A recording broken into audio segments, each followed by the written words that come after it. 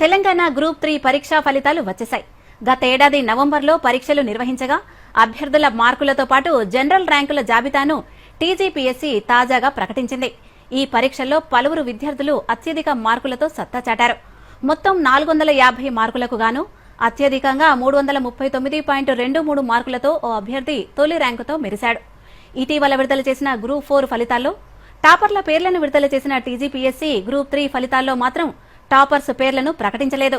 పురుషులు, మహిళల్లో టాపర్లుగా నిలిచిన వారి హాల్ టికెట్ల నెంబర్లు, వారు సాధించిన మార్కులతో పాటు జనరల్ ర్యాంకింగ్తో వేర్వేరుగా జాబితాలను విడుదల చేస్తే పురుషుల్లో టాప్ ర్యాంకర్కు 339.23 మార్కులు రాగా మహిళల్లో 8వ ర్యాంకు టాపర్కు 325.15 మార్కులొచ్చాయి.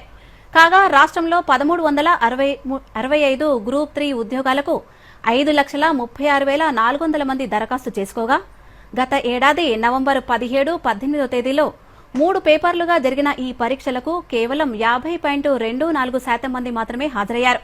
ఇక ఇటీవల ప్రకటించిన షెడ్యూల్ ప్రకారం మార్చి 10, 11 తేదీల్లో గ్రూప్ 1, గ్రూప్ 2 ఫలితాలను ప్రకటించిన టీజీపీఎస్సీ తాజాగా గ్రూప్ 3 ఫలితాలను విడుదల చేసింది. ఇక అలాగే హాస్టల్ వెల్ఫేర్ ఆఫీసర్ పోస్టులకు నిర్వహించిన పరీక్షల తుది ఫలితాలను మార్చి 17న, ఎక్స్టెన్షన్ ఆఫీసర్ ఉద్యోగ పరీక్షల తుది ఫలితాలను మార్చి 19న ప్రకటించనున్నట్లు టీజీపీఎస్సీ తెలిపింది.